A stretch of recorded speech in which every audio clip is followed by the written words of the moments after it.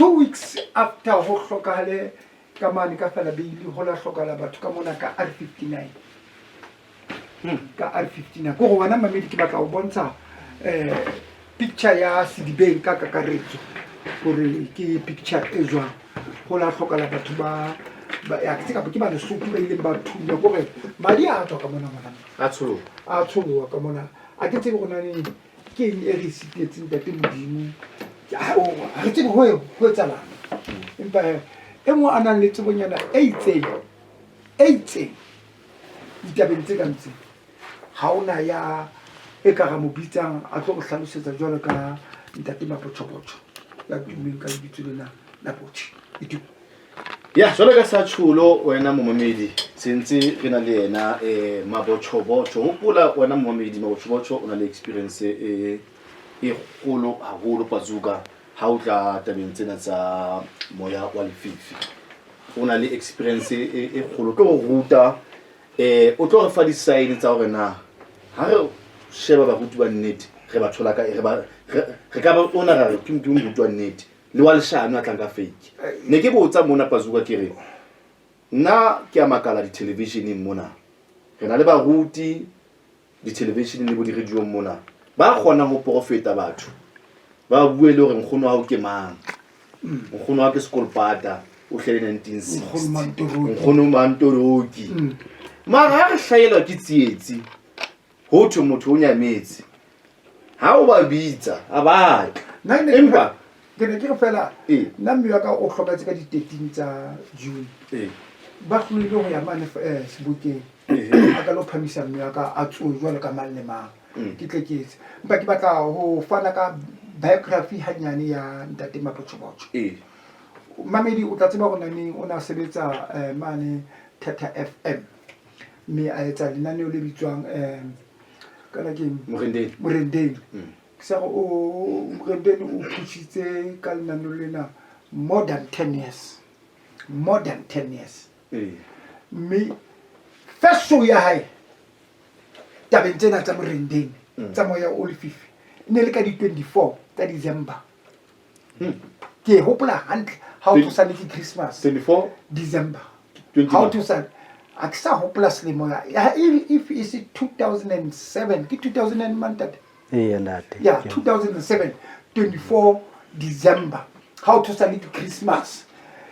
ba hle ba bua ka wa tseba khalane he a tsama eblo khala blozo eblo wa ke tsebe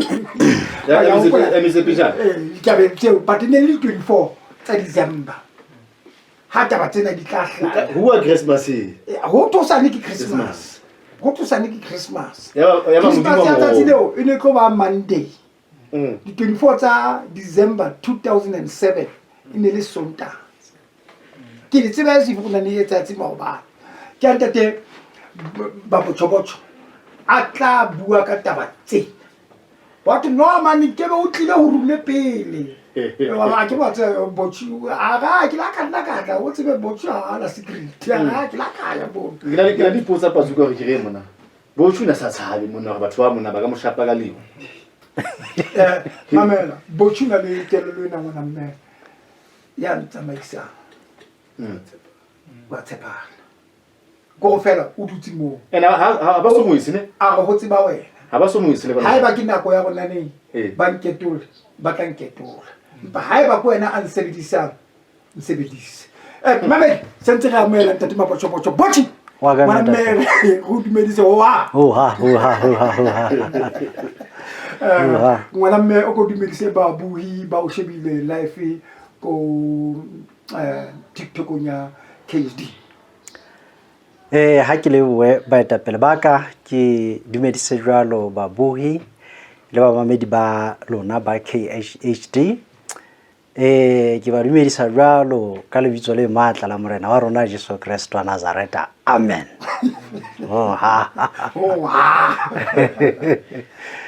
ke wa fe ya Botjhi ntate wa ka ke batla re bue ka Botjhi. Who is Botjhi? Okay. Yeah. e re pele ke nke moetlana ke leboe banna bana ba tloang mona ya ke ba hlomphile go ntate bana ntho tsela ke dinatla ma jwale ke ba shana ba eso bana e mo mona mphikeleli gale le ganna hala ga matha ga o fela jwale ha o kopana mona ya mona e sale teriputsa e se le matala selo a mano ya jwale ke a leboa he ya ke bone bana beso ke a utlwa ka mosebetsi o motle ba o etsang ho hopola sekolo mo ba tswang teng really motivated haholo me ke gola ntwe wena o sa e buang ko no go ruta mphikelele jwale nna ke khalacha he ho ntso bua le ngwana hao mona le ena ntsa re meni ga mona ha tsebo hore ha o hla ke hore se o la ka mo nyanya tsa ka letswai ke leswai meta pelo ka nna ke ka lebitso hantle ke pitso justice ke la sekgowa le ke le fueng ke rekeng kwana jwale pitso ke lebitso le ke le reuweng heso so ke dumela hore hantle ha ho no fanwa ka mabitso ana gona a sekgowa ke ka lapeng ke bona ba tlang ka ona ba fitla ba re motho na re batla ebe justice kapa ebe Josepha kapa ebe mang so nke ke be ka kena haholo mono hore na mabitso ano a tla jwang but ke mabitso re dumelang hore ke ya rona bo Kreste me Ramotubedi ke sefane jwale ke tla re heso bashimaneng ke a moholo bashimaneng ke a moholo me ke le bua ntate Modimo haholo wena moetapele wa ka hobane bophelo a bo bonolo so se re tshepela ho yena ntate Modimo so ka utlwisa mabitso ano a mabedi pitso justice hore na bolela eng me ke fumana hore ka nako nngwe ha o ntse o tswela pele o utlwisisa ntho tsena tsa semoya hore lebitso leo le rewang le a o latela lebitso leo le rewang me ha o sa phethahatse sena se bang kore mohlomong e ka nna ya ba Modimo o file sona ile purpose ya bophelo ka semoyeng e sebetsa kgahlano le wena ha o le motho jwale ke tla re fela ke le bua ntate Modimo ke ka mogho ke leng ka teng ke sebeditse Theta FM ke sebeditse le lona wena kana go no le momamedi wa ka wena le itumeleng goroane ne le momamedi wa ka ka teng re sa le Theta mane so ke sebeditse Theta dilemo tse ngatanyana tse mmalwanyana me ka sebeletsa radio station engwe mona ya Makatoliki ke radio e ke ithutileng radio hantle go yona ke tsebeletse radio mo ntho tsa se tekniki ho presenta le nna ne ke sa tsebeletho ba ithuta mono so ya re ka 2005 ha Theta FM e bulwa ka ba karolo ke hulwa ke Thabo Mokone o sa le National Radio kwana ne le ke tla ke mogotsi wa ka so ke yana la nghulela Theta FM rale cheka ke tla kopana le tseo ke kopaneng le tsona Theta FM le ntaba tsena tse ke dumelang hore le mpitseditse tsona tsatsing la ka jeno ke a leboha ya kukulwe o bolela a re bua ka pitso re bua ka mokereki ya kenang kereke Catholic motho mo Catholic na pitso o ntsa kena kereke ke hlaetse ka ra kereke ya Catholic me a ke hlaela ka kereke ya Catholic ka etsa tsohle kapa ka itsuwa tsohle tse bana ba di etsuwang ka haro kereke ha o ntso o letla sa batswadi o tataiswa jwale ke ka holela ka hara kereke ya Catholic ka ba ka ithuta mosebetsi ka ra sedikwadikwe sa Katolike, mme ka ithuta boholo he ka re ho sedikwadikwe seno sa Bokatolike. But nka se re lebaka la hore ebe ke sebeditse mono ke taba hobane ne ke le Mokatolike, because Thabo Mokone ne se Mokatolike, ho no tsona le batho ba bang seng ba Katolike ba sebeditseng radio mono. Ba bangata ba di national radio station e produced Radio Veritas, I must say. So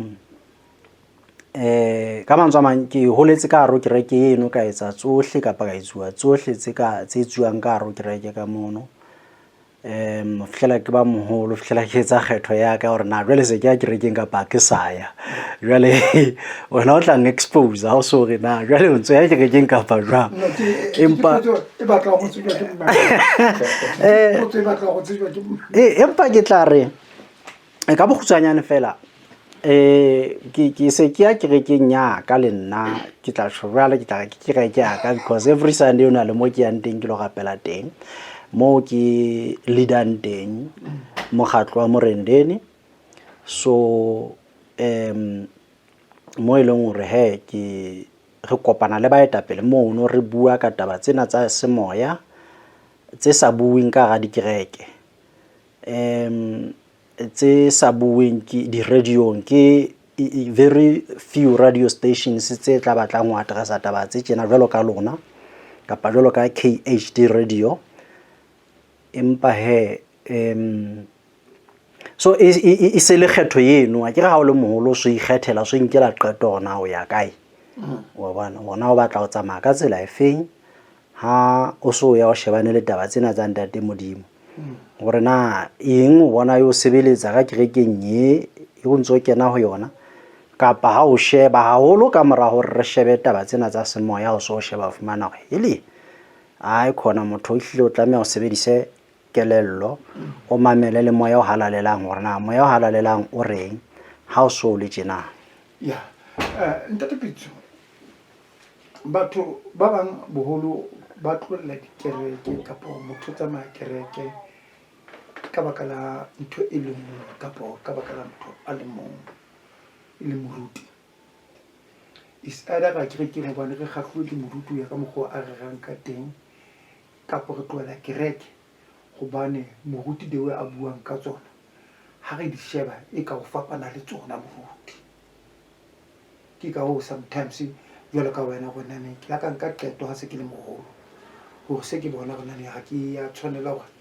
ne ntse ke latele ho ya ka mokgwa ke hotseng ka teng, ke tshwatse ke nkele qeto ya ka. Jwale mona mo rapelang teng ho na le baruti, le na le motho a le hulang jwalo ka moruti. Ke moetapele wa mokgatlo, but baruti ba tla mono. So ke nahana fela ke taba hore setup ya teng e fapane haholo, la se haholo a kalokalo mohlomong ka taba tse buang ka mono, because re bua ntho tse re amang re le batho tsa semoya. Re bua ditaba tsa hore na mohlala o qala mona ne le bua taba tsa lona, ne le bua ka di accident hore na why di accident. Ke utlwile hape ha ntse le bua pele ne le bua ka taba hore hona le mo le ileng la no le teng no mametse no le teng Ithatha FM. I remember that day no le teng, no le mong wa batho be ne le hore ha ke kena studio ne ke o tseba ho teng jwang kapa jwang mo. So ha o no bua ka taba ya accident mo eleng hore hona le accident e leng ya etsahala ba ha o thola le madi mo. So re bua taba tse jwalo hore di etsahala jwang ntho tse jwalo, and bana why hona le moya wa lefifi dikolong, why hona le baruti ba bangata ha kana ka ro di be re ba bonang today, why di miracle tse ngata ha kana today tse tswang ke baruti, why bana re bona bana ba thwasa ba le bangata kana, batho ba thwasa ba le bangata kana, why re tla tshwaralo. So re bua ntho tse jwalo tse amang semoya basically, and semoya ha se re o moruti kapa o kena kereke kapa jwang, moya o hlasela o ntso o kena kereke kapa o sa kene kereke. So ke taba tseno basically tse re buang ka tsona. Alright. Botjhi ke batla re qala no le radio station ina o se e buletse ka lebitso. O tshaba o e bua. Okay. Ke a utlwisisa.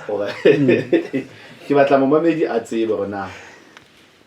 o felletse ka e sa le ntse ba o mamela o tsebe o labetsa gola 1 million ya listenership ene ka ha community ko wena motho wa pele re bue eno in a community radio station South Africa ena ka bophara ya o risha 1 million listeners mohlomong bo tshula nyamela ha re tsebe bana ba metsepe jana mohlomong ba la wa fa sa o ja wa lo hlafuna wa nka kgefu la khopela sa o ja ba re thola ba re disepa sa go ja ke se o so bitse 1 million ya ba mamedi wa re disepa le nna ke le ka ipotsa ke he bana wa feme wa heso banna ha nya message he dilemo tse ka pazuka ibe o ile a fuwa sa go ja dikhoneng ke mathaka ho ile etsahala ke a hopola e la ha o tswa theta wa ya Radio Veritas wa balela ka mono la khokela hae a ska khutela hae o khutela hae man Veritas ka le moni teng hape mane no hlomo ba letse mono ba sa go sa kiseo tloa mo ha dula le mo a ke o pol kapo ho la ka se dibe la kaya ka mo ko ya ke wa ta mo Sedibeng FM. o la ya le se dibe le teng tsa bothagola bohlomong la sa thotse sa go ja ka bo sa jwale wena ha o thola sa go ja wa ga kapo ho etsana ka boshi ma ho ja hona le ba jeleng ho ja te hona le ba jeleng ha re qaleng ka femeng ena eo rona re le ba gago re tswang ho yona o ka femeng yona ene re tswang ka ho yona hona le ba jeleng me ba jeleng ndate na ke leboha modimo ka tsele makatsang hobane o ntshepahalletse ha ke re hona le ba jeleng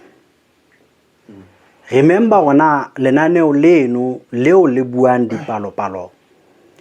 tsa lona hore na e ne le lenaneo le neng le mamelwa ke batho ba bakae le sa le balweng le today nna ke utlwa hona mono femeng eno ke tswang ho yona ka mokgo ba mamedi ba san le baleng ka teng ka letsatsi la ka la birthday ba founa ka letsatsi la ka la birthday ba lakaletse ka tlo le mahlonolo ko bane ba hopola mosebetsi wa ka mara ba ile ba utlwiswa bohloko haholo ka hore ho etswe ho fediswe lenaneo leo so ke ka ho ke reng hona le ba jeleng ene ke a tseba hona le ba jeleng mme bano kaofela ba jeleng mamela ntate mosebetsi wa modimo o ska etsa go mosebetsi wa modimo o shelle matsong a hao le motho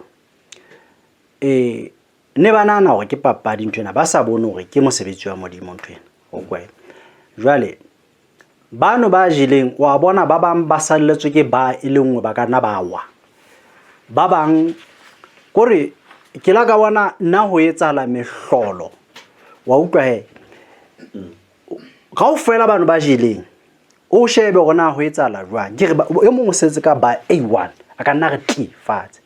ha ke molakaletse ntho eo but ke e sale ba etsa banka ba ja tšhelete ya matemona ho boima ho thata mme ke ba utlwela bohloko ha ke ba sheba wa fumana ntwe ke ba ka lebaka la hore fela ntate ne re addressa taba tse thata haholo tse boima tsa bana tsa batho ba bonang dintho di ba etsahalla ba sa utlwisisi rona ke eng ga fihla ga re ntho tse etsahalang ke tsena maphelong a lona jwale ba ja ka mona ka Theta FM ba re tebela ka lebaka la eng la ho ja ho lokile nna Theta FM mo ke e hlakise tabaka nna Theta FM mo ho no thwe ke je ene ke hloka ntate ne ke o tile nna o mpona ke mokae hona jwale ke mohau le furanyana le teng ne ke o tile ntate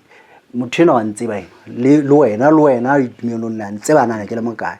la o sheba di video tseno wa bona ho ntho ena ene le mogherane hona jwale se le mohau wa modimo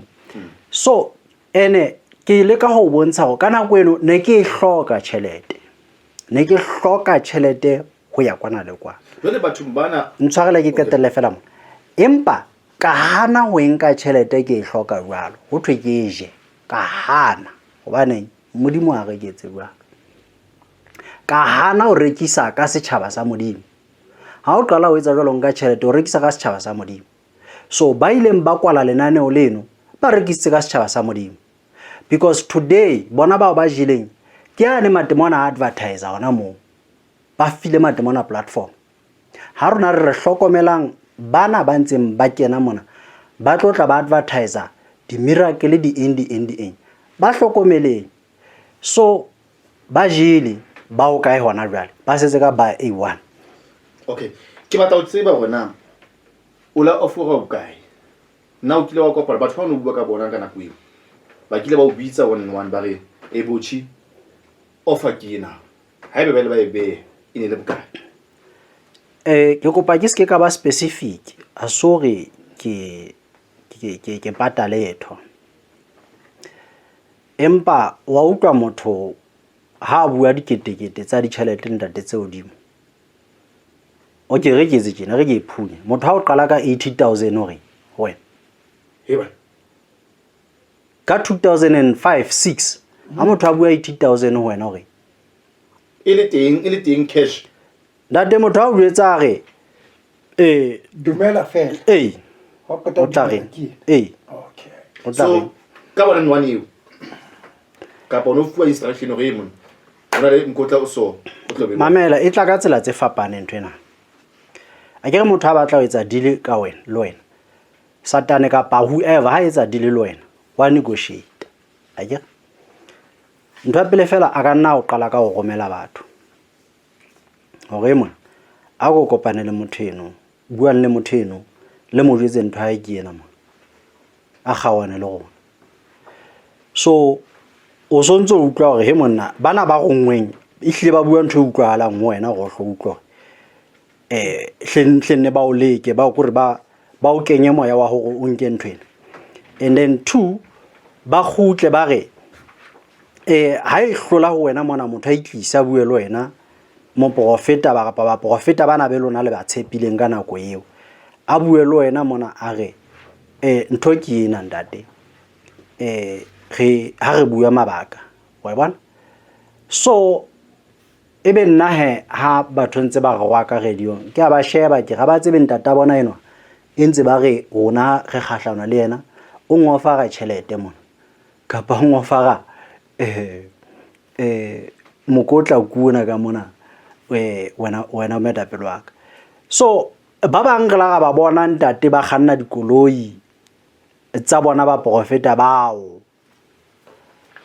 re la gore hona le ntho tse ngata tse ileng tsa etsahala wena tumi tse leng hore ho bona etso gore jwalo ka ke re ho ja hona le ba jeleng mme ba jele ha wa fella kae wa bona so ke taba eno jwalo ya ho ja o potso ka ke e tuna ipotso ka mo ka ke tsole pele hona le potso ya ba yo le batla ho kena jwale re kena re ya re ntse re ya deep ntate pitso ba dimona ke eng hape o le ba bona jwa ka se moya lona ko ha ba ntlhalosetsa thani ke dimona o mpolelo o mo bona jwa o motho ana je le dimona e ko nane ko ba dimona o ba ke eng pele hape ge ba bona jwa o ka nhloko go medisa gona ne ke kgono go ba bona ke tlo ba bona jwa ha o le mo sanna okay matemona ke memeya matemona ke memeya hona le monane ha ebe re tla hopola hantle bibeleng bile moruti teng pela ka mona mshana na wa iswena tlang ho potsa hantle but hona le mane bibeleng mo eleng hore monna ku ona kgathatswa ke memeya e leng hore ho hlakile hore ene le meya ya matemona monna eno ha na kgathatswa ke meya ya matemona ha morena Jesu ha mo thusa o laela matemona ona na hantle a hla ikopela gaje re mpe re ya dikolobeng kwana ya ba dikolobe tseno morena Jesu di laela o di lo itahlela ka ga lewatle ka kwana so e re hlakisetsa hore matemona ke memeya kana go ngwe ke be ga bona ka mahlo a rona but matemona ana a phela kae ntwa pele fela ha re referela mo ho hlakile hore matemona a phela ka hare ho batho mme hona le batho ba sebeletsang matemona purposely so hona le batho be leng hore matemona a ba hlasela ba se aware kapa re be jwalo hlile ba sa hlokomele ba sa tsebe wa ifumana so ke ntwe jwalo now e se ka bata ba eno fela gona re ba bona jwang batho ba no be ba hlaselwa kapa ba kenwe ke matemona kapa ba sebetsa le matemona ana ho salang ba teng ba sebetsang le matemona mme ba benefita le matemona ke matheleleme le matemona Mamedi ha ona le potso o ka romella ka mane ka TikTok KSD radio kapa KSD media ka mono nomoro tsa rona ke 083 591 8214 083 591 8214 Jwale Butchi ke hlokometse ntho tse ngata ntse ke etsa diphuputso ka baruti ba teng haholo South Africa mona di case tsa bona di a tshwana ke tsa motabo why case tsa bona di tshwana e le tsa motabo na re ka re madimona ana a sebetsa ka bona ke bona ba etsang ketso tseno kapa ke madimona okay ya ho ngwana mme o itla tseletsa mo itumelong o pata bua ntho e hlokolatsi ko e hlokolatsi haholo hore boholo ba baruti re ba bonang hona jwale tjena ba haka ba ya ba tshwariswa ka ntho e le nngwe ya motabo hobane motabo ke a leboha metapelo wa ka so mohlomong re hlakisa hore hona le baruti already ka vale ka mona ha se ke be ga ya hole hona ka vale ka mona ka bo rona re na le baruti ba mmalwa re le ga bana le case ya ke ntwe e on a public space re se ke ga ipata Paul Heaven ka mane o la qosetswa taba e jwalo ke dipeto hantle re na le mong mane femeng ene le tswa ho yona kapa re tswang ho yona kaofela ke batla eno ne hlake eno ke mo re tswang teng kaofela go mo eleng hore moprofeta Phofedi o la ka tshwarelwa taba eno ya dipeto le yena maloba mona o ntsa tsamanyeho ya teng empe ya holo ke batlang a se ka ba enka hanyane empe ya holo ke batla ga se ka ba enka hanyane gore ke keletso ya ka eno hore a se ka ba enka hanyane taba eno ke setse morao ntate ke tonetse mahlo a mabedi ana ka mabedi ke tonetse mahlo taba eno and then maloba mona na hape ha o hopola na taba tsa rona di le tsa qala kae ka vale ka mona Bishop Zondo tsamaya dinyewe tseno tsa dipeto maobane ke di kae today ke di 26 ka di 25 o na le Sebokeng mane regional court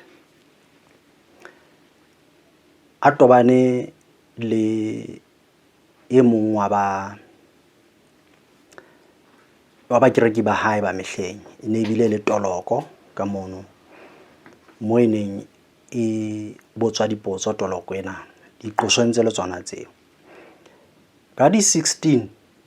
tsa kgwedi ena ya March re kenang yona o ya high court e tswela pele nyewe eno ka mono ka high court jwale di ngata haholo ka mane diqoso tsa teng ba qosi ba bangata ka high court ka mane e ntse le dipeto me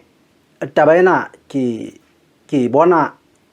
ha ke bua ke batla go hopola gona e qadile kae mane mo ke le ka tebelwa teng mo le butsitseng gona re jele na ke ka gona le ba jele jwale e boemong bono gona jwale taba eo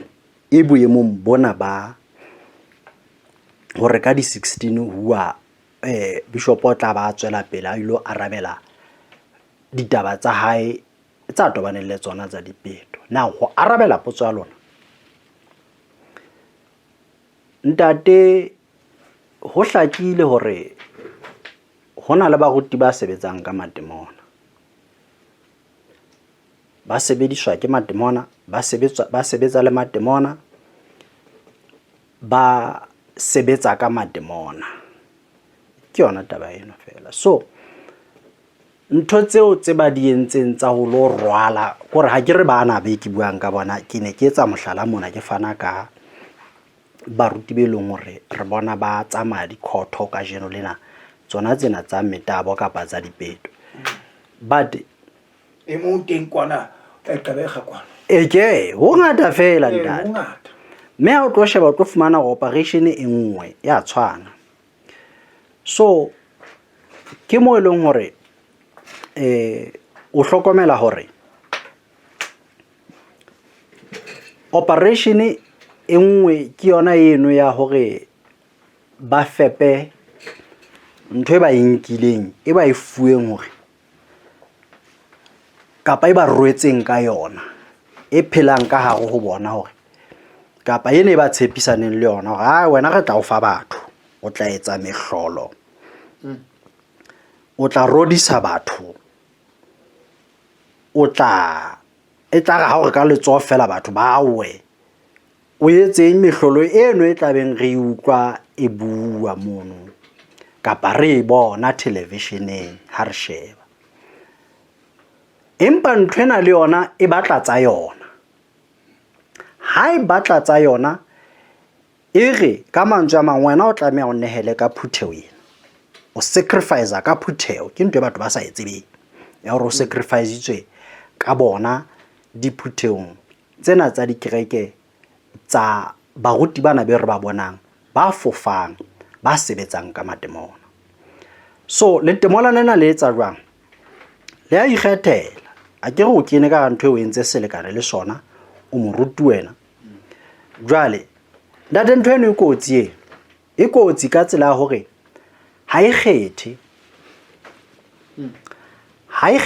gore ha ke re ha e kgethe e batla o je fela hobane ha o sa sebedisa kelello ya hao mo e batla o je fela ntate di one on one mo di etsala mo he o bona motho mo tsotona le one on one e etsala mo one on one tsa mo bona mo profeta ka mane o tsebe e etsala ka mo hore o motho wa ntate o tla tswa ka mono swopa heba ditono he ntate ho motho wa ntate ntwena ha e fihlile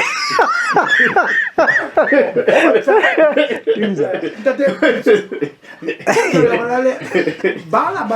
ba metseng e pele bodimona ba bona haholo ke motabo ke peto ke e nngwe ya di-sacrifice boholo ba yona mpa ke dipeto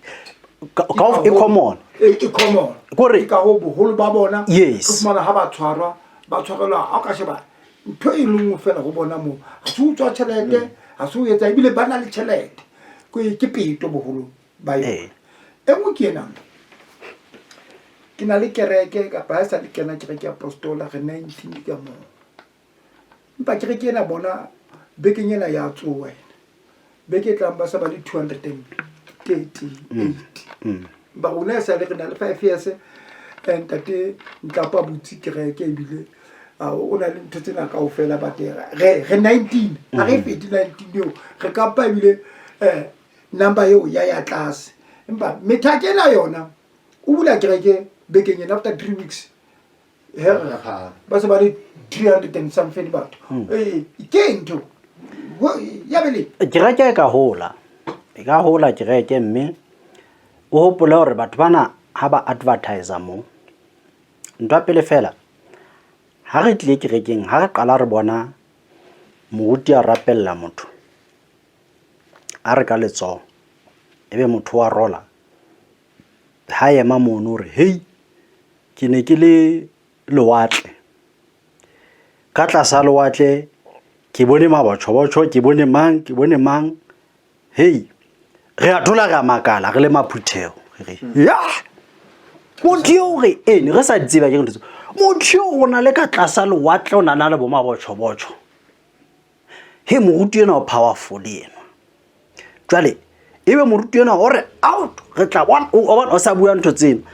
re se re wo moruti ena o powerful re etsa jwang ga tsamaya lo jwetsa ba bang hore he moruti wa rona o powerful o profeta o sa kena le mane o le gating fa kapa o dutsi o kgetha o le mane o theola o le timo mane re hele moruti ona o powerful now ha ba qeta ba ya ka di radio aba vitla di radio mona ba etsang ke system me ke system e tshwanang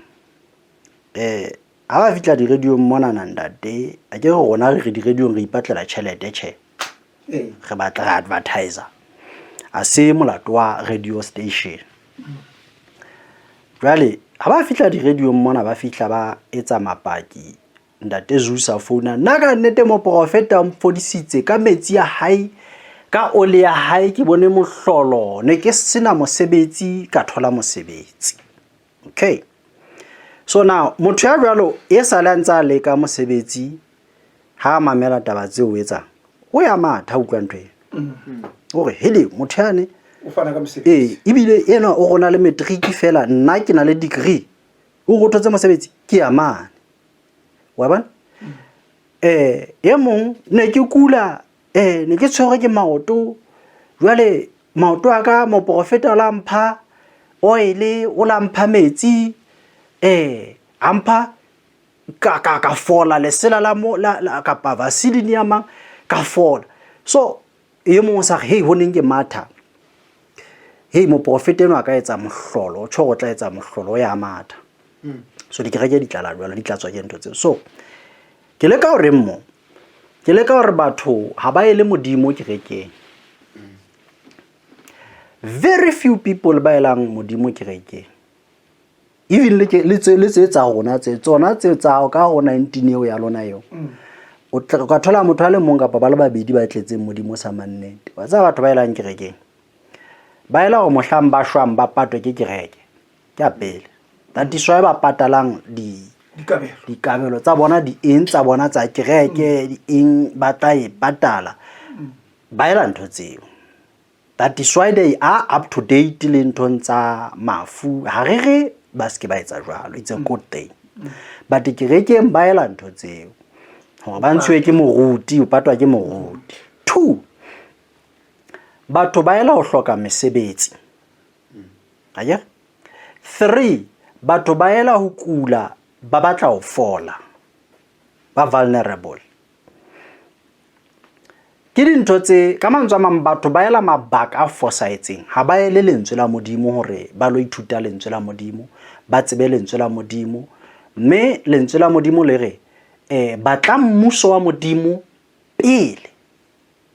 o tsohle mme tsena kaofela di tla etsa jwang di tla latela wife man so rona re qala re tloa fela re tloa maharona re aba profete now ha o qala o fihla o utlwa mo profeta na re sentse re ya ka mo profeta o powerful ha re bone modimo mo re bona ba profeta wife man holo ha re shebe modimo re sheba bana ba o file rona a etsang diketso tsena ho rona Ee. ke tsona tse re di shebileng because re rekisetswa bona ba profeta bana ha o rekisetswe lentswe la modimo re rekisetswa bomang ba profeta now o tlo utlwa kae motho ha o recruita o lo jwetsa ka gore moruti wa yo powerful wa bona na a ke tla recruitwa o engwe ya dikereke hey ene tshwantse ke bue ka hlokomelo bane ke metopa ke mehwa ba dintate ke diqoso tsa baruti bana jwale ha ke tla recruitwa ho engwe ya dikereke kapa e kileng ka ya mono ka taba tsa theta a ne ke le theta mane tumeleng ya ba ke mamela mono ka utlwa he ntate thokolosi ya batle lo e bona gore so ntse o jwetsa gore motho ena powerful le thokolosi ya motshaba wa utlwa gona ke re le temona ntatona ha batle lo le bona wa lotla gore o utlwa matlamo a mohlanka modimo ha o utlwe matla a modimo mo o utlwa matlama a mohlanka modimo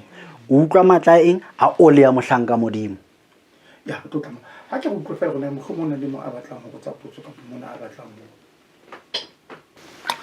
a ke dumedise ka bona mo wa KHD radio ke bona kare go be di phiwe ka mo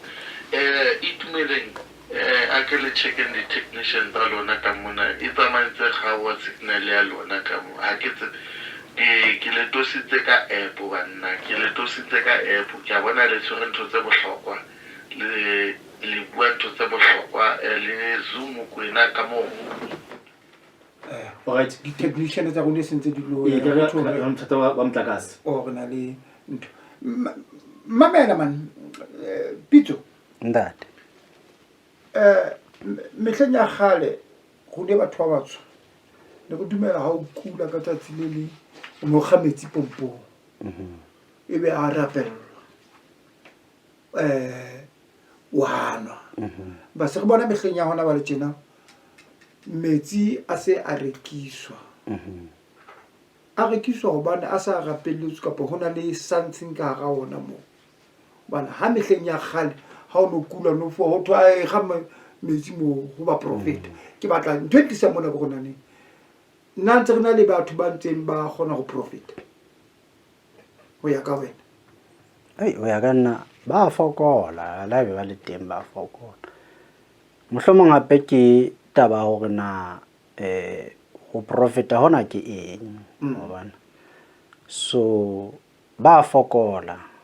ba fokola wa tsa ke intlisa mona gona ne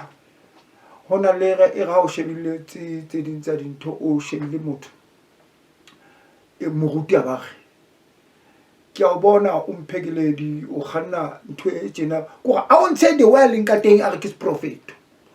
aba o jwetse le henu dula kae na moruti o ya profeta ka bona le ntho a seng a ijotsu go a o ntse di kereke mona ha o kena o fumana o tsa gona le motho mo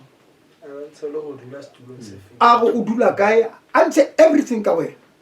ke ka ho e tla mpotsonyane ha o qeta go hlalosa go ene hape ke ho recruita batho ha ke shebeletse nna motho ena mhlomo a ba dumela go ha ke bonnete jwalo ka mangaliso ntho tseo motho ena bua nnete e ba motho o na le neo a ifueng ya bo prophet no ke bo profeta ba chaya ba leshano kapa ba bohata wa ba tshebeletse kae ke system e ba e sebedisang ka tsela ke ha o kena ka kerekeng e jwalo mo profeta eno ha sebetsa le mong o na le batho ba high on the ground ke batho ba bonarang le bo di ashara holo di ashara mo okay so bana ba o hlokomelang ha o kena mono eke o sa ntse batla information ka eke ona le tsela o trainile motho eno wa tseba gona go ntsha ditaba o tlo etsa jwang wena o tlo mo fa ditaba wena o tlile mono ma gona le ntho a tlo etsang o tlo mo fa ditaba o theoetse motho eno o tshwere phone so hangata ke reketse jwalo mo profeta wa teng o fihla very late kerekeng ta fihla bo ma 30 minutes late lona tla bentse le re le worship mona worship team ena e bina monate ona le worship team ya bina dile di tsa teng di la monate so ho etsalang ho sebetsa bana ho sebetsa di ashara tsena so ashara ya unka ibe o hlokomele e kene le wena ka toilet wa bona ha e bo le mme o kena le wena ka toilet o hlokometse ngwana o sia le ngwana ka tlwang ka information o ngwana wa bona mohlomong wena o mme o ya ka toilet o sia ngwana mona ke ngwana moshimane ha o no kena lena ka ntlwaneng o sala qoqa le ngwana no re mme ke ma wa bona re tsamaya ka koloi yane kapa re dula kae wa bona wa enka wa recorda information now I recorder o romella mo profeta gore gona le mme tjena wa pere mosu o ready o kentse thopo e tjena o kentse ka tiba e tjena na kapa tuku e tjena o dutsi e tlo ga o yeme o tla ba dutsi ka lefteng ya hao ditulong ho tloa sa bobedi kapa na hona ka mo so mo profeta pele a tla ka mona yena boleting ba hae o ntsa bala di WhatsApp message tsena now ha ntsa bala di message tsena wa bona hona lena o sheba ntwe matla now kana go nngwe ba o botsa hape wena mama o tletse eng no ke tlile ke batla bona mo profeta a tseba ngwana ka ke hlotshwa ke le hlapa ke mokokotlo wa bona kapa le theka kapa maotwana ka ke hlotshwa ke ntwe itseng wa bona how okay yena o ngolla mo profeta so e tlo ha kena yena o fitisa information ena wa bona mohlomong mme wa batho o bua information ena ka hope ya hore o tla kopanywa le mo profeta ile bona mo profeta but e tlo hlaha jwang lona re le kapa gona le maphutheo ha mo profeta a kena renka hore no mo profeta na ntsa le siko so ha kena fela wa bina fela o sontso to can I prophesy ba re prophesy man of God can I go deeper can I prophesy e mo le mo sa shebile go profitwe yena no ona le target ya hae can I prophesy a re butle ke tshware mo bodimo hona jwale pele ke utlwena modimo re ha khutla mo o tlo ka letsolla ka le letona le letshadi hona le mme a perentjena modimo mpontsha hore mme eo o tshwere ke maoto dipalo tse bodiletse modimo mpontsha now remember ke itse kana ba buile le ngwana a re mmenwa mohlomo yena o butse ngwana le ba kae heno a re ba gago ke mme wa yo tsamang lena ke mme wa ka kapa ke nkgona ke mme wa ka okay a re mmenwa na le bana ba bararo hele ndate ke reke edu mmenwa zantsa o sontse utlwa ditaba ile tsa hawa ha bona go ferekane a o pasela o tle ka pasela o ska go wa o pheta ke a re o apere tjena e bile o gwetse tuku e tjena o gwetse tjena sentse go sheba motho a pereng jwa ke now se re emetse o confirm wena monga ditaba go tla motho ka di microphone o bona a shaga se matha e tla ho wena a ke re shebelletse now microphone o so be wa ho wena mo me wa tlo sa maketse ga mmona gore meno ena ha act ya kere o maketse le ena go mo profeta wa bua taba tsaka ho etsala jwa now meno o kare hote mme profeta o tla bua ditaba tsa na be ke tsona ka pa bishop o bua taba na be ke are ka nnete wa tseba di jwalo ka nnete le ntulana le hluphile dilemo o sa bila buile gore a ba tshware a bua le shano mo profeta ke thokolosi o kenwe ke noa lo tommo bana ka fela ba kenwe ke dino o la hata eng yo ile ngwa hatiswa o se re tshwalo o so re ka nnete ya boti ho wa bona ntho tse di buang tsena o bua ka baruti ke batla a ke tse bebele a ke tsebe ile le trekeng ha ke batane ke le ngwana ho nwa le e quote reng o ske wa tlaela ka lebitso la Jehova modimo wa hao hobane Jehova ke a latola molato ya tlaelang ka bitso la hae jwale ha ile baruti empa ba hohela batho nthong tse mpe ka bitso la modimo ko tloa bona ke jwang ya a ke na bonnete ke modimo ya tsebang gona ko tloa bona ke jwang but ba papanya dikopi ntho ke utlwisisang fela ke re modimo ha ba tlo tenea le yena modimo ha ba tlo tenea ebile ha ba tlo tenwa so ntho engwe le nngwe ka modimo gore ha ebe re etsa hantle re tswele pele re etse hantle ha ebe re etsa hampe le teng re shapepe re etse hampe so ka mantswe a mang sena se re e tlo fihla nako ba tla senelwa ene ndate mare ka ihle impenyana kotlo ya teng ha holo ba etapele mona ke ba etapele be leng hore ba lahlisa dinku tsena tsa modimo tsena ba di lahlisa so ha ba di lahlisa ba di isa diheleng so modimo ha tlo botsa memeya ya batho ba ho motheo o lo ba botsa o lo mo bontsha bona khitha yane ya diheleng ya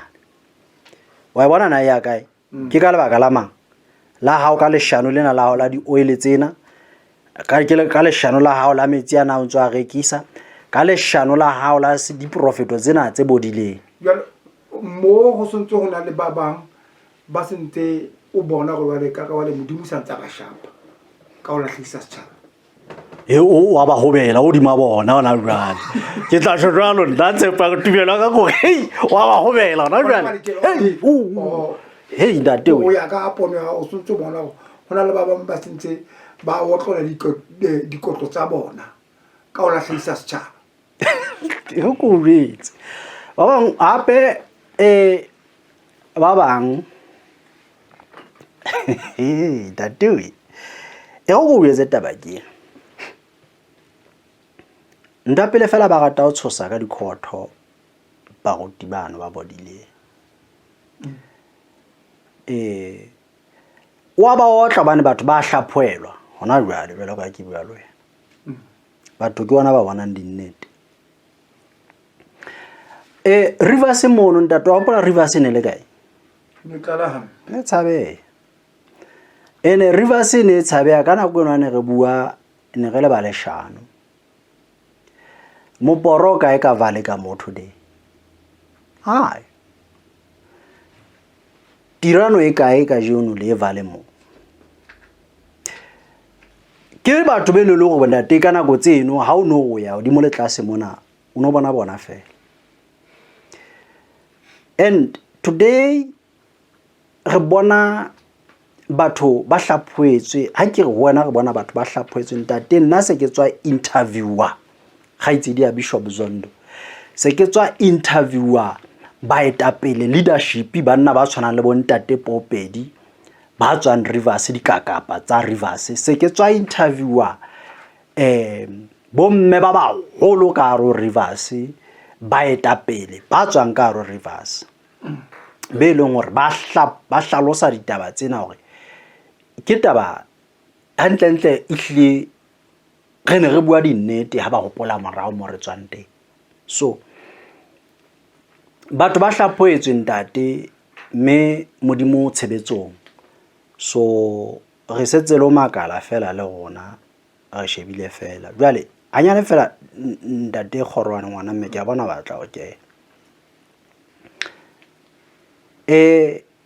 ai a itse ga go fa monyetla timsa ke tloa ke mathela pele tshebeletso ke yona tshebeletso ya KSD ka kwa ne bitsola ka ke itumele go maikutlo a hlang mona mamedi ke a mabotshobotso ha se ya KSD ha se ya itumeleng tse antsa di bua ke maikutlo a hae ana botshi ha re tle mona ndatle o mfe dipalo tsena tsa mathaka ka mathaka ana etsa ntho e one putso mona kore ba ruti bana ba etsa ntho e one ena ke mang a ba fa matla ana na matla ana ba thola ka South Africa kapa ba ya nehentse itseng ha ebe teng eo go kopa go ntse yona ba fuwa eng hore ba gone wa tsene ke rapela motho ke re kudi ya motho ke bona hana ke ipotsa ke re mane ma ke rapela batho ba ka tsang ntwe e tswang ke batho bana mare ya ke apala a ikgone ba wesa batho bana ya ba ya kantle ngwana mmela ba ya kantle potso e butseng botse empa mohlomong ho na le leadera ka mona e bana ba banyane ba yang ho yena hey o ba fa ke moriana ke oli ke lesela ke ntweng hey le tlo mpolaisa diqoso so itse ke taba ke maikutlo a kana ka ba tswa mangwe la hlela hona empa se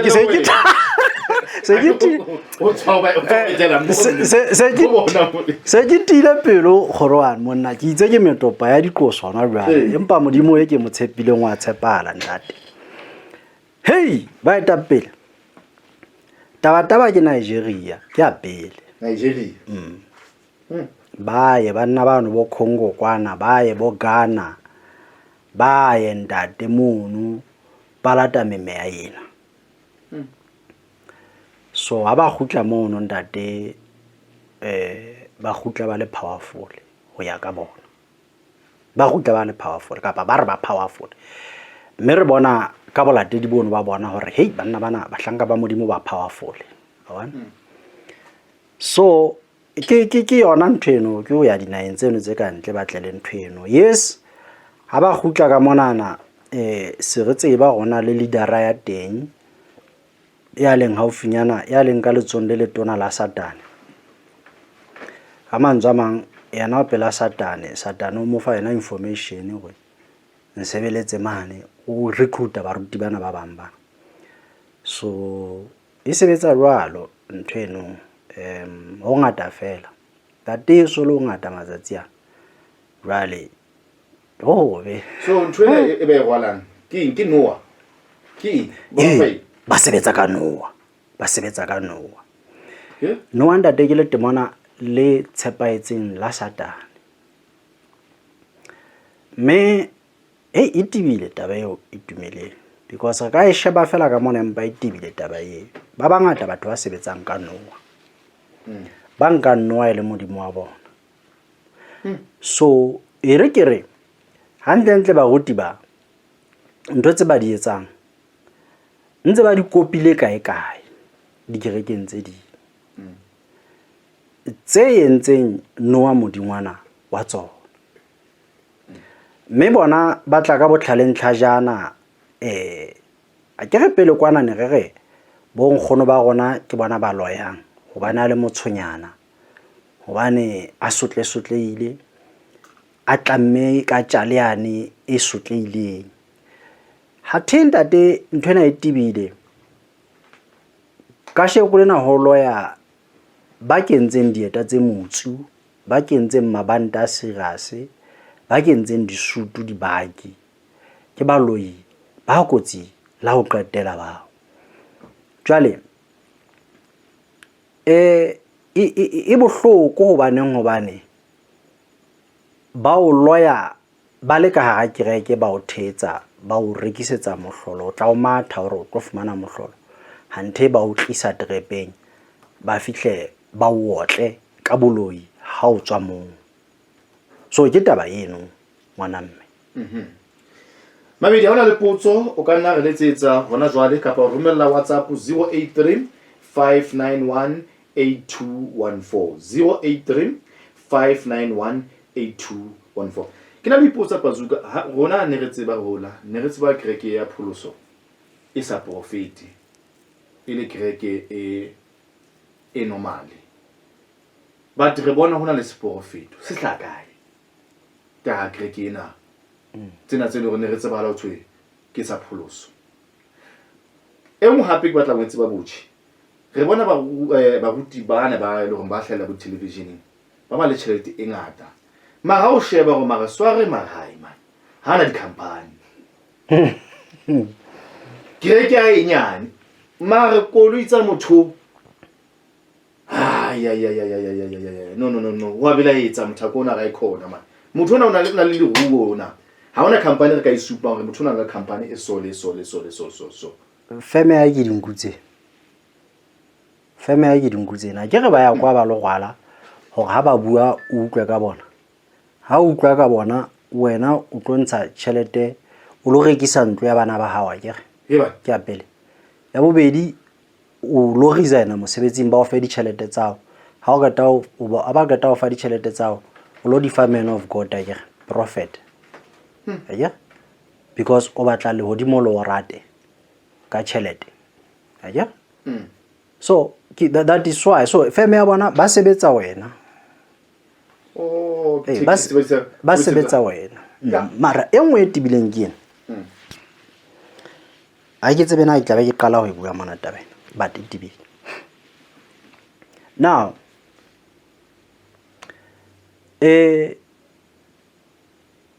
Ndate Zulu kapa Ndate Kgorwane ke minister of what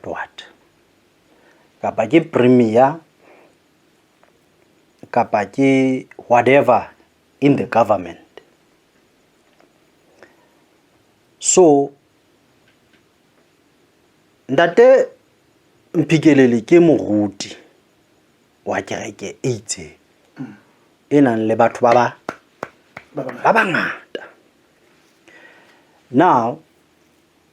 meneng re bona moruti Mpikeleli e ba mogotsi wa ministera kapa wa premier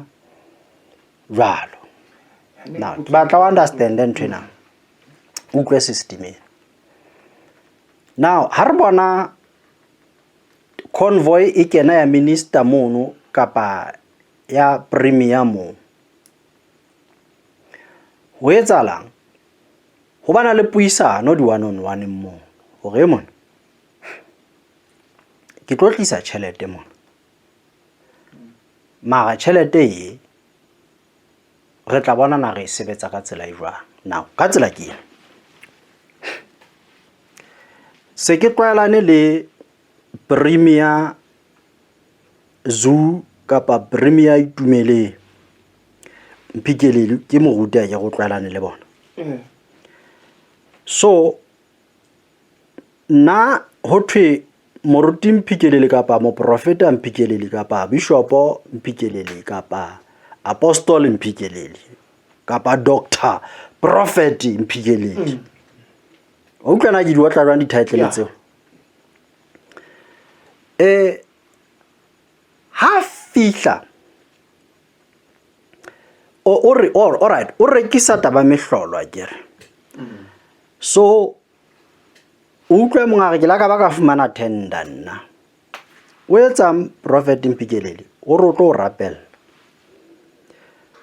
mabotjho ba tla tender akere o tla o prophet mang Dr. Prophet Mpikeleli. Dr. Prophet Mpikeleli o rapella mabotjho o re mabotjho tsamaya o apply o lo applyela tender mara wa mo director hore na a ye kae o re modimo o mpontsha hore o lo fumana mosebetsi Free State ho premier Itumeleng kapa Gauteng kapa Mpumalanga ho premier Zulu. Okay, kapa o minister Zulu. Jwale Dr. Prophet Mpikeleli antshwarela ska mpa nqosa le Dr. Prophet Mpikeleli o romella nna ba ba rapelle dipampiri tsena tsaka. Okay, ke nna wane ke amata o re modimo o re o ye o hloye ofising ya premier ke a ke matha ofising ya premier Zulu kapa ofising ya minister Zulu. Ha ke fitla mono ke kenya ke tsasa hanyane ka oil mono yona ina kereke ya prophet Dr. Mpikeleli ke kenya application mo ha ke khutla ke thola karabo e reng hey tokomane tsa hao di processing hey o thotse tender wa utlwana into ba thotse tender okay ke nnete ke e fumane o thola gore ke fuwa mosebetsi kuo ha ke fumana mosebetsi o ke tlo khutla ke ya kae ke lo hlanya ke re modimo wa prophet Mpikeleli wa sebetsa hathe prophet Mpikeleli o entse deal le minister Zulu o entse deal le premier Zulu now ha entse deal jwalo ke tlamea ke lahle nku a feta trateng isi ya boya ke ya boya ngwana but also o tlo e bona Dr. Prophet Mpikeleli o tlamea etse sho ya o etsa gore ke tswe tšhelete o lo neela wa because ha fihla mona o re nna e tloga ke fihla ke leboa ke re ka nnete modimo wa Dr. Prophet Mpikeleli wa sebetsa ke thotse tender jwale impitsetsa one on one ena e re tloka ya utlwa thotse tender wa bona modimo wa ka wa sebetsa ya bishop kapa ya prophet jwale o etsetsa modimo wa ka bishop kapa prophet modimo ena wa hao ke tlo mo etsetsa ke tlo mo fa 10% ka rwa le shome ba o file tender ba kae a ba mphile tender ya 1 million o tlo mpa tender ya 1 ya ba kae so ke ba kae 100,000 ke 10% o sola hlile boya ka mane jwale o tlamea o tlo tswa boya ka mona o ka nna wa lahlelwa ke 100,000 ka mona mara Dr. Prophet Mpikeleli ya ka nna o botsa kana modimo wa ka o deserve 10% ha o sheba wena o etseditse ntwe ka million ne ka o tlamea o itshelekelello ha tsho jwalo hore ha are modimo yena wa hae a o deserve 10% o tlamea o itshelekelello are ena modimo ona wa ka tloa enka ha o sa itshelekelello tender o tla enka o so bone ndate ha o nahana go o etseditse mohlolo o so fuwe tender o file tender modimo yo hey ihlile ka nna enka o hey jwale ke etse jwang bishop kapa jwale ke etse jwang prophet aka nna o leader a ke batla 50% modimo go etsa o batla 50% prophet nyena ha a se yena e batla wa botsa modimo wa ka go ke batla 50% ene jwale ha ka ta bile o tshepisa modimo ona ka go bile o tlo o fa yengwe tender o tlo etswa 50% gobane o bona o sebetsa modimo so ba rua jwalo now ha khutla mo go utlwile maloba mona Bushiri ke SIU ene e etsa di investigations ha o ka utlwa corruption e Bushiri e entse ndate namane a ne ba le ile ka bogotho ha ka upla gona ne ke one of the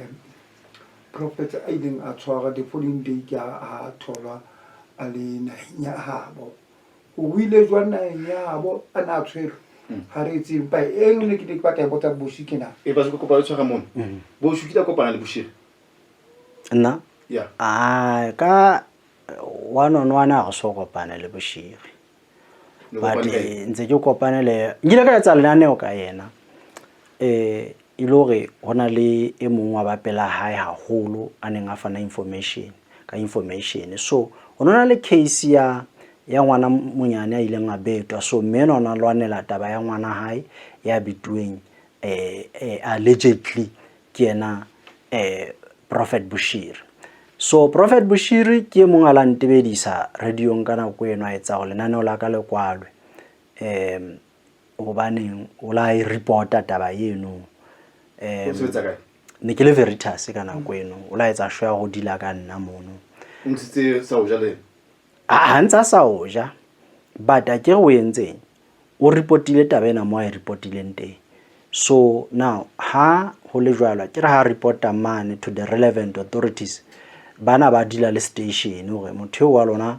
o ntsa etsang mo hona le complain ke ena ka yena o arabela a re mo a botse ntho tse tsa tabeng a di botsa tseno. So but ntho tse motho ena re le ga bona di bua tsa hore Prophet Bushiri o batla o bona fela a tswile South Africa and re bone a yentse ntho e le hore yona ntsa bua ntsa Prophet Bushiri hore ha ka bona a tswile South Africa fela. Now remember hore kana go nona sa gone o tswa because di passport tsa hae ne ntse di tshwerwe ke states wa bona ka mora case tsane tsa manyofonyofo. So ila ba ntho jwalo me ke la karana story se matla haholo ka yena. Yes. Ke ngola di fumana ka yena tse le hore di letsa o fa diputso di hana ho fela. E ne le yona tsela ya operation e ntse re hlalosa ya hore na ba operate jwang ba profeta bano. But ska ha re tshware qadile mona re bontsha hore dipeto ke ntwe ka sehloho. Ba bona ke ntwe ka sehloho. So ya ke taba tse jwalo ngwana mme. Alright, ke batla ho botsa hape botjhi. Go ya ka mkholo tseketsa diputso tsa ka. Ke fumana hore baruti bana ba etsang diketso tsena ba qhala metse ya batho. Why mohlomong ba qhala metse ya batho? Most ya bona ya batho bana ba ile hore ba fofa kapa ba ka ha this cult. Ha ntse ke tsa diputso tsa ka bongata ba di kgaitsedi tsa rona ba arwane le malapa a bona. Ba ka ke eng? Yo. Ke moya o no ba sebetsang ka ona. Ntho eno e ba e sebedisang a kere remember hore John chapter 10 verse 10 ya re jwetsa hore na Satan o tletse o tlo utswa o tletse o tlo senya o tletseng ho tlo bolaya ho timetsa. So re bona kae ha senya ona manyalo a rona re bona kae ha senya ka malapeng ka mona ga qabana ha o kena kerekeng ya batho bano o tlo bona re le matemona ka tlung ka mona kaofela ha o kena kerekeng ya batho mme dijong tsa rona tla tshela di ole tsa batho bao tla tshela metsi ano because ba o jetse go rena le matemona o tlo hloya mmao o tlo hloya ntatao o tlo jwetsa hore moya wa hao o hodimo haholo o opareitela hodimo monna hao a se letho modimo o batlela motho a nepahetseng a tla o tsamaisanang le wena ka moya wa bona o tlo jwetsa hore monna hao ke ngwana ka moya ha o le ntate o kena mono o tlo jwetsa hore mosadi enwana o tsamaela dingaka mosadi enwa o etsa mosadi enwa wa fofa mosadi enwa o tjena wa bona so o etsa mo ke divide and rule. Why ba etsa jwalo hangata if o le ntate o kena kereke eo mme a sa kene kereke eo ba tswa hore mme enwa o tloa o kerenkolla o so sa nehele ma ha o le mme o ya kerekeng mo hangata ba bontate a ke re dula re le mona re ntse re laetile jwale ba tseba hore bontate dintho ba di bona pele. Now empa la ile hore ha rena matla ka lokalo but qetello ke a hore bontate ba tla nne ba re o no nke tjhelete ena ka o ise mo rutenwa wa bona o bane mmele a sa sebetsa ntsa di 10% but modimo o batla 10% ya tshebetso ya hao e seng ya tshebetso ya motho e mong jwale hona mono hle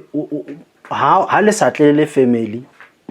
o ba threat gore o bana le o ba threatened hore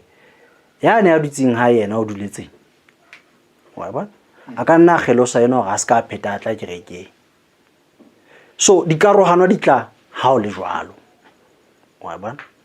e qhala ntho efeng ya modimo jwale ke batla ho tseba na matimona ana a fodise matemona a fodisa jwang okay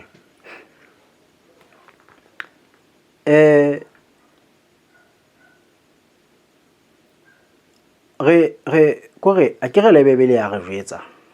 hore batla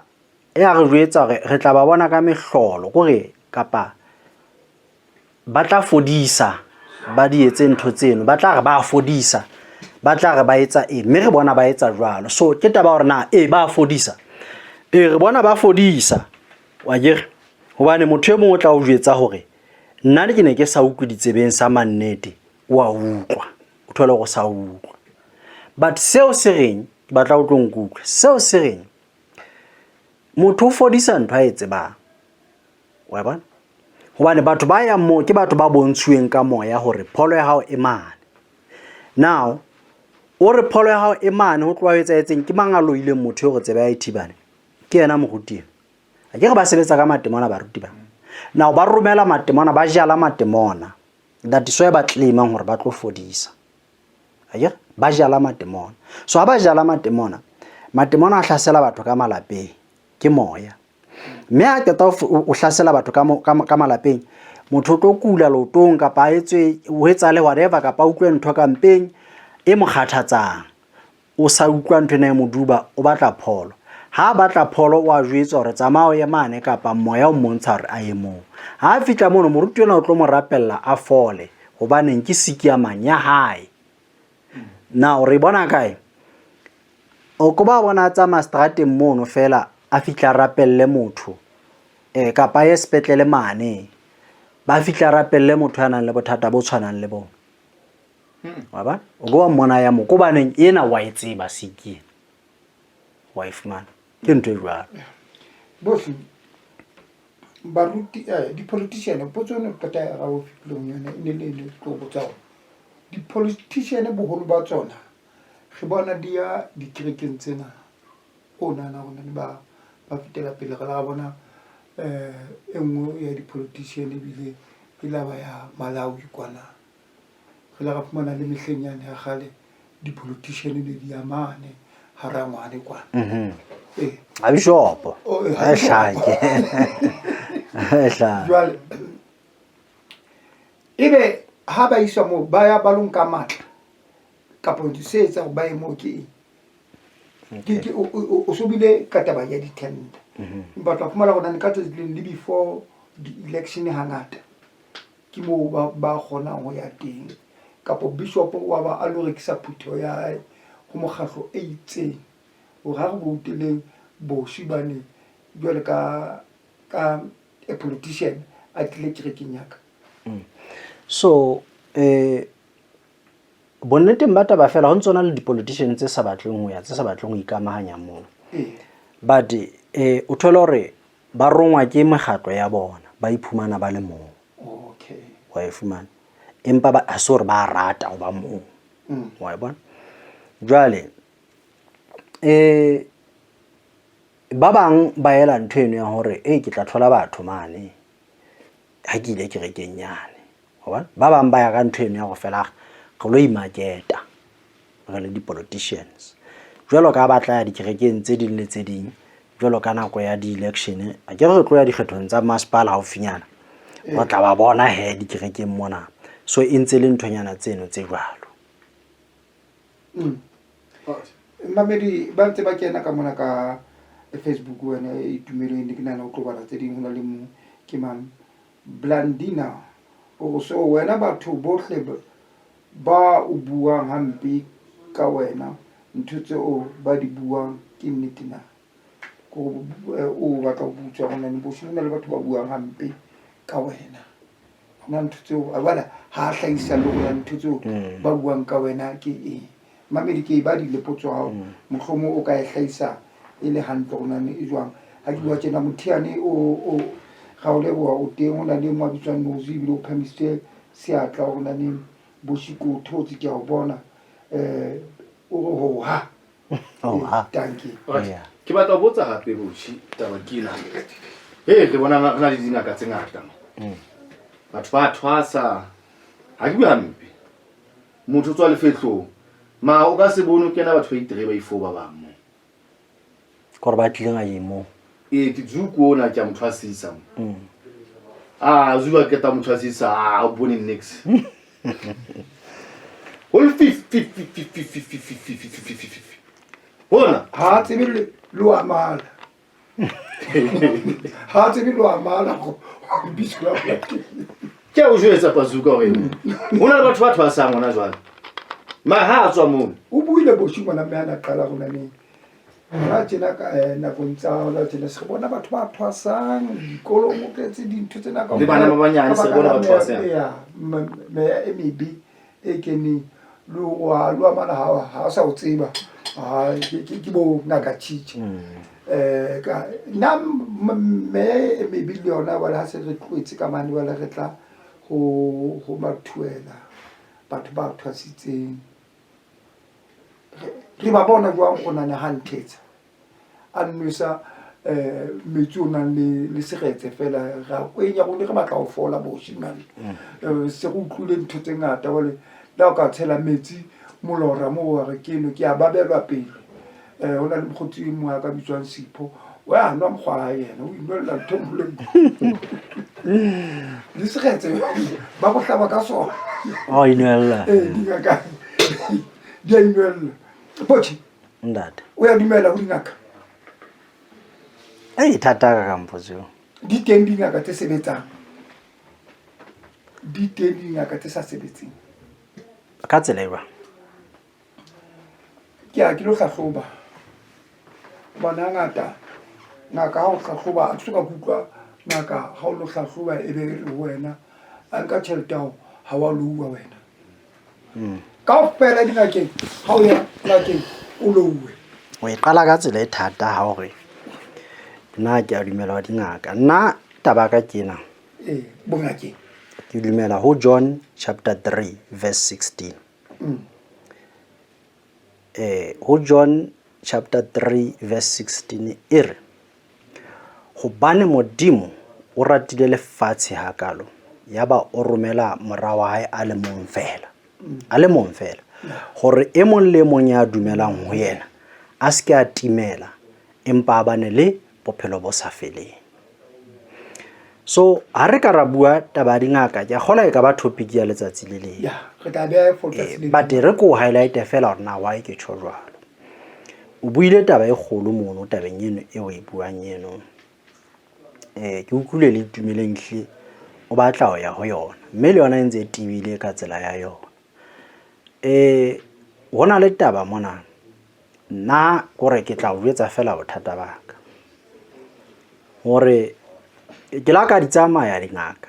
ke la ka ya mme ha ke ya ba o shapa ndate o utlwa taba ke la ka ithuta go dingaka ha o ile ngakeng o tsebe hore o tlo blame badimo ba hao ha ntho tsa di sa tsamaya hantle aye ha o hlaelwa ke kotsi ke badimo ba hao ba kwatile aye anything etsalang fela ke sedimo sa hao se kwatile jwale be ke ipotsa dipotso go banna le ha ke ha ngwana ka kula mo ke nkgona ya mo etsang je empa nkgona ya na rata setlolo se sa ya kana go baneng a ba fitla ka kwa ba re tswela matla jwale nna ya ba ke ipolella hore nna ba haeso ba ke ba nketsa hampe gore batho ba seng ba iphomoletse ba haeso ba ke ba nketsa hampe mo ngwana medis a topic for another day. Yes sir re se fela ka motsotso itumele ba ngwana mente go bitsa o mona re ditabe ka re na bonyane ha pase re idea ke na le taba tse ngata botse ke ya utlwisisa ba ruti ba di khutlela tebeng tsa motabo ha ke bone ba tshwarwa di case tsa bona di nka nako e telele potso go re ntho tsena ba di etsa physically kapa ba di etsa ka semoyeng because ho ya ka nna ke bona e ka re di case tsa bona boholo ba tsona e ka re ha dina bopa ke ntshwana hore moruti o fitlhile ho nna dikobong amfohle ndate ke itse re na le case ya Prophet ka vale ka mona haufinyana ka next door ka mo re na le di case bishop o tsamaya dinyewe tse boima haholo tsa di Beto. Re go khutse o motoso ke o lo totse case a o balesitswe ke ba mo balesitseng bana. that's what ke ke re dintho tsena di etsa la physically o di etsa la ka semoya Di etsa la physical ke mona ke re so ngwana mme ga itse di ne le teng di ba fane ka bopaki. a re motho ena o na etsa nna Ba fane ka bopaki. re ne re le kae re le hoteleng ko re ga itse di ya etsa wale ke ba ka fela go botsi o le bua nnete ya ona di e ka nna ba bohlomo ko botsi o na di haola di high profile leaders ka church leaders di hona le prep e tsamaya mo go di se tsa tshwaga bribe e tsamaya Well re tsebe but ka case ya moruti e mo ka monana wa Bulogo Fumane taba ya ngwana eno ntate ha e ka ba addressiwa hantle court ya ngwana case ya ngwana me state ya ga bona se tshegeletsa ngwana a monyane dile mo wa bona so me o la hla ka gona le suitcase ntse matha ka mono wa ifumana ntwa so ke ntwe jwala rileng ga e bona that is why mo tina sa tsile ke rekeng yeno ya Bulogo fule today but a ke ba hlaela tlo bua mona go no ho etsa because wa tseba gore ola inolwa ke moetapele wa hae mono wa bona nyeweng eno e re tsebang go la matha ntwe eno e ka banyala matha jwale he ke ikwala fela moetapele wa ka hanyane fela ona le ntse matha mona ya ne ke na le prophet Mpobole Maobane nna oh mpokse zo tele kwa ne ke na le lena dingata di a tshesa se batla dukwa ka platformong ya ka mane ka YouTube channeleng ya go tsheletsaneng okay jwale but hanyane ha ke fa ba mamedi ba hao ndate Prophet Mpobole o bua dibomo o hobe wa lwanwa ka mokgatlong ke sa ntjale ka tse le bishop o bile o moisitse khotho ka di 12 khotho ya dula ntate bishop le prophet di tlabe di tjamelane ka khotho o tsekwa prophet Mpobole o kenyeditswe lengolo le tswang khotho re bishop go ska ba bua ka nna ka e kapa kae o tswa fa gore eno o tla nyamatsete a kere ke nena sa sibale bentate jwale o utlwile bishop Moloi le yena ntate na le clip tse di matha mona tse o tlang bishop Zondo ha holo hantona mo defentlekile ho tsekwa eng no hantle a kere bishop Zondo ke president ya mokgatlo o itseng wa baruti so prophet Mpobole ke deputy president so bishop o re mokgatlo ona ba ruta ronkeng ro kenyetla sa Maiboye political party or Maiboye ing what movement ya Floyd Shibam so Mpobole o hanana le tabeng jwalo ka deputy or no mokgatlo wa baruti o tshwanetse o ikemele because rena le di political party tse fapaneng re le ba ruti le gona re ikarabella mo re ikarabellang teng so re ka se nkwe re kenywa kae ho Maiboye political party jwale bishop gore ke tlo tellwa ke moruti ke moshanyana a tshwana le Mpobole o tswa jwa aye ha ntsa go ga mo hlaba ka lengolo le tswang dilo ya reng tse mo supang ka menwana ile teng lengolo leo ke le tshwere ha ntsa go a mo pheta ape a ska rurua mo hlasa mohlaka lenala le tswang khotho jwale la wena ska ba bua ka nna ka pa ibile o ko batla khotho jwale ka di 13 ke tla ke le nke mona le mfeletse go lo dula mane le tlo fa ba mamedi phelang go utlwa gona ngise tsona mahafi uthweng so ga utlwa clip tate di tendi ya matha mona hle le di romela ba mamedi ba lona tumile ona le tsona monna ba utlwa gona bishop Moloi ene ke ba ruti ba neng ba tshegeletsa bishop Zondo ba gore na ona le kira ke wana manyonyo ba mo pola wa manyonyo ba Soweto TV man ine le Soweto TV manyonyo ke la ka mmitsa bishop manyonyo ba nna ka re ke yana manyonyo ba now ntate wa tla bishop tjena straight direct ha mo pota po ba tsona ba sebetsa ka ofela la ntate banna ba bulile mahlo hobe ke na kwa utlwa ke re modimo wa sebetsa ke nako jwale ke rekile ke rutsile prophet Mpobole nna re qoqa mpha ditaba gore ye mona o tsebe ke a khotho bishop o nkisa khotho ka mona ntate ho be ka go group yeno ya baruti ho be ntate hey wena botšhi wena ga o tshabe le wena o tla katwa ka mengolo thwe o go thole ke itse ke metopa ntate ke mehwabadi maga a ile nkisa mame ka mane ka Soweto ke ile ka iswa khotho wa ke ke kgolo le yena ka mo maga he modimo ke modimo a nhlolela o tshwanetse a mpatale wa nkolota ha tshwanetse a mpatale ditjeo tsaka ke ano mathela high court o apila taba ina ke la ka mohlola Randburg regional court mo o tlo nka shelter madimo efeng a ke re etswa bankeng yena etswa bankeng la ba ikentse bankeng yena utlwa he bona o tlamya yena bona utlwa utlwa wena e khotha ka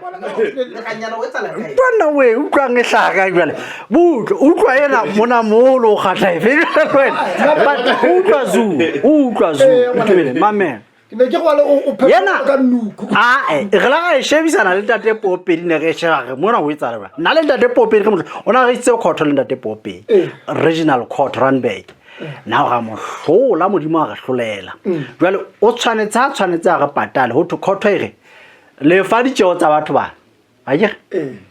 ai ke bona ga e khona a re isa high court a re isa high court go rwetsa ang harasa ka maponesa ang lata haka a mondio man jwale o tame ampatale shelter etswa ka ka batla o tseba tšhelete na a tlo itlisa ka mokotla itumeleng la ke shelter ya mame utlwa ha o isa tšhelete bankeng wena a ke tšhelete eno ka mantswe a mang ha ba tlo mfa tšhelete ene e tswang pokothong ya hao shelter ke shelter botšhi ha ona shelter ya mamela botšhi ha ona shelter ya ma ha ile le dimon la ka ntsha tšhelete bankeng ha le ditsabe ditaba lona ha le ditsabe ditaba utlwa yana re ka mang utlwa batla yeng ka mang e tšeo ke tata go tsona tseo re na lwena re na le selekane sa gona le mohlomong ka labone tse latelela re tla le re bue le wena empa potswa ga ke ha itumeleng a e rekisa ka re itumeleng ha moruti X e le dimona e be lo itumele e le okay e be lo gona tšhelete la ka isa bankeng ke tšhelete ya itumeleng ya fofa le transaction ha o qala o nka tšhelete ya itumeleng o e thotse ka o fofa o inkile o sapile bomme batho gore a e thole ka o fofa wena lona banna ke tsamaya khotho ska ya mono tsamaya khotho batho ba lebetse gore ke sebudi ba nkwalla khoneng ba ke tswa ditaba bikelela go mamela ke ke a tšhawa le mamela jwale ke mane nthong ke ne go fa tabene ya gore ke qositswe nna mme le tirano e nqositse ya ke mo qosuwa ntate but bona ntate modimo ke modimo motle o kwa modimo motle metapele mara modimo wa le jalo ga mo tshepile so ke tla le fa sephetho ha nako e ntse ya ge tla bona gona go etsala jwang monna no batla taba tsa hae yane mara re tla di qoqa mohla ge di qoqanyane ke a utlwa go ntsa batla go tseba gona tse ding moya o fokela ka o juza gona mo a go di qaqa hanyane no a ke wa tsana jwang wena metapelo wa kane di batlana kwa tsona but a ke re hape nna ditaba tse ke di utlwa ka bomang ka beng ba tsona ba tswang ka go dikereke tse botšhi wa tsena ga o so arabe botse go botsitseng yona o batla o e ba le tlamehile o thola tšhelete mane khotho le khotla di nsetaela gore go tlamehile o thole matsebetseng utlwa a ke re ha nna ke go wena ha o isa tšhelete bankeng a ke ha o nkenyetsa o re botšhi ko rometse 200 rand bankeng ke ya boshodu utlwa pele wena e re ke re o sa kgathalatse ena e tswa kae but ha ya bankeng ha e fitla bankeng nna ke tlo thola exactly eo e tswang ho wena mamela tšhelete botimona ke ss ka e ya bankeng go ya ka wena itumele ke yena batho ba tata go koleka go kata go inka batho ha ka o fa tšhelete o ka nako eo ke tšhelete ya botimona bana ha se empa ha ka isa bankeng go botshwana a o fe yona ha isa le ya botimona gopola gona tšhelete e jalo re ke ya matemona ka lebaka la gobane e feta dialtareng tsa batho bana akere mme ba isa kae modingwaneng ya bona ka go montseo tsa bona tseng akere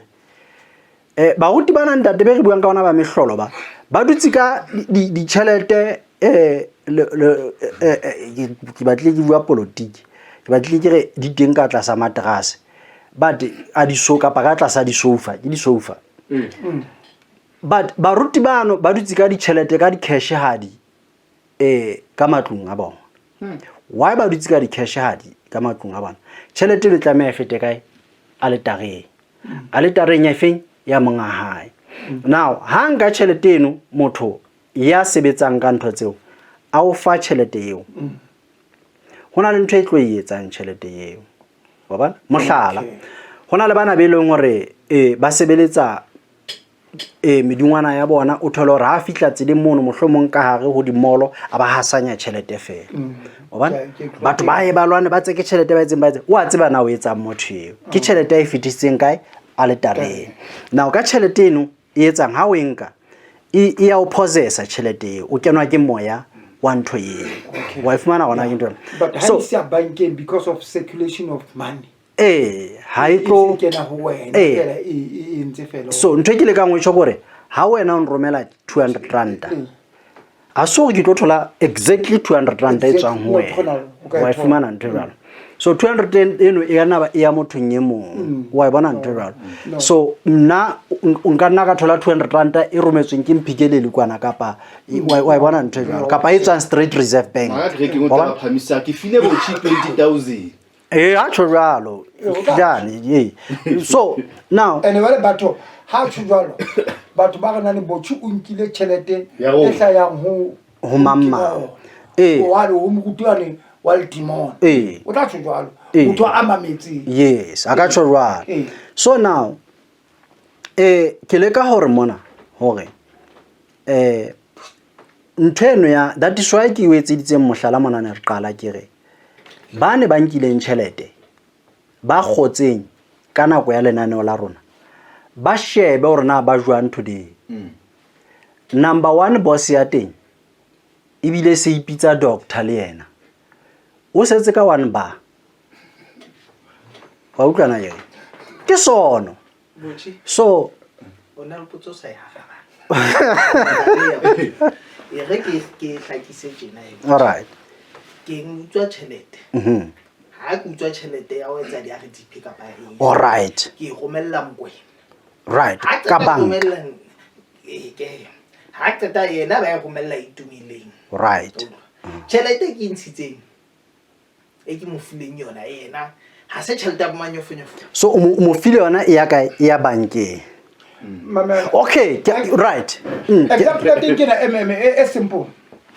no batho ba qoswa ka ho thola tšhelete ho Cape Matlala right Cape Matlala ha fa batho cash la ba file tšhelete e hla bankeng ba qoswa ka hore o thotse tšhelete ya botsotsi ho Cape Matlala go bontsha le wena o tsotsi yeah okay e jwalo ke okay so mamel ke a utlwa na hore ha ke a re ke tlonga tšhelete eo but ke bontsha a ke a re ke tlonga tšhelete ha ke a re tlonga ke itse e mong wa nkolota a ke le gotla le molaetso ga etse jwang a mpatale a ke so now potso ya lona e be ya hla e rena jwale o tlanga tšhelete ena na a ke hobane ke ya metseng e pejana a ke so but be ke hlalosa hore na e ka sebe ya metseng e pejana ka tsela e jwang but ke utlwa monna na bua ditaba a etsa be bonolo hore now o re tšhelete ke ya manyofonyofo o romela zoo e le tšhelete ya manyofonyofo o e kenya bankeng akere so ha e kenya bankeng e fitla o Zoo now e ba ya manyofonyofo bane ka bobedi ba lona le itse le etsa manyofonyofo le a tseba hore Zoo a tseba hore nna le yena re missioning wa manyofonyofo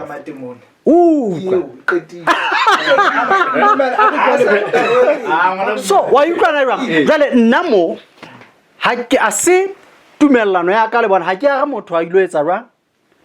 a emetseng ye pejana ha ke a motho a emetseng ye pejana mamele ke kentse mohlala ka now ka mantswe a mang batho ba qoswa ka ho nka tjhelete ya Cat Matlala ba sa etsa fraud ba sa etsa manyofonyofo but because ba nkile tjhelete ya botsotsi ba but mono wa utlwa go nona le deal tate mono nona le deal ba tjhelete e nkile ye ya morutio o na fofa na khotho no sheba Zoo butla pele ho e re ke katela taba ka pele e bohlokwa haholo ke sekebe ka isia le bana ke na le ba mamedi le nna ba latelang mona ke sekebe ka isia fela le jwalo now ke qositswe ke ntse di tšhelete tse ke senang tsona wa utlwa ntse ke so qeto patala di lawyer ntse ke thuswa ke ba mamedi ba ka wa utlwa gona ke so e ngotile ntate o tsebe ha motho a o isitse mono fela o patala lawyer e lo hla mono ke bokae wa utlwa gona ke bokae so ke ntse ke kolota di lawyer jwalo ka ke bua lawyer wa ifumana ntwe jwalo and then ke santsane ka mantswe ke tlo patala di lawyer jwalo ka ha ba nkisitse high court wa utlwa tsa mme eno ha ke ya ene high court ntate o kena ke bokae now ho tla tirano ka mona le bona ba nkemelletse ka dikhophi wa utlwa gona ke ntse so now ha le khotla le balaela le re okay motho ena o senyehetswe ke etsa mohlala hobane o no sa lokela gore le motliseitse mona ke etsa mohlala now patala di cost tsa motho ena no mamela boshi ha re kwale tjena tšhelete ya manyofonyofo o tshwatsong mohlomong ka nna ka o e patala batho bona he mohlomong ka nna ka mohlomong ka nna ka bona he ka e sebetsa nka nna ka patala lawyer ga tsena tsa ka e be ke lawyer wena go tse tšhelete ya ka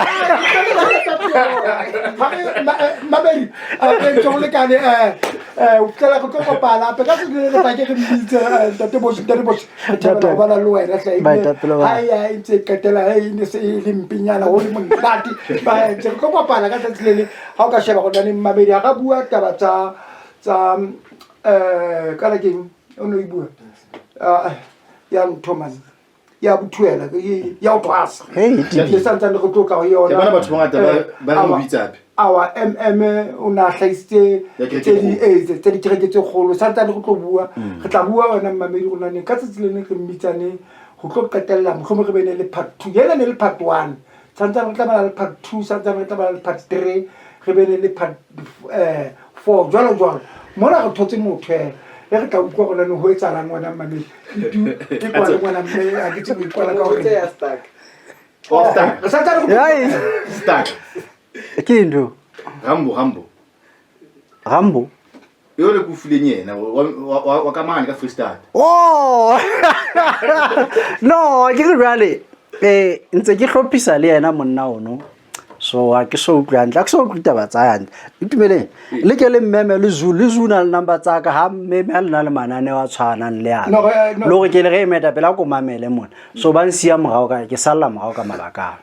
mara he go tlaloka ke tla utlwa gona moya o fokela ka ntate pe ge hle mathe he ntate batho tsantse ba hlapwe a re kwa le mamedi ya kwa la ke Zua mkwena ha ke tsamaya ke le mo itu e kwa le ngwana go moseo le mana a bo shuko ratile o ntso hlapolola ba ha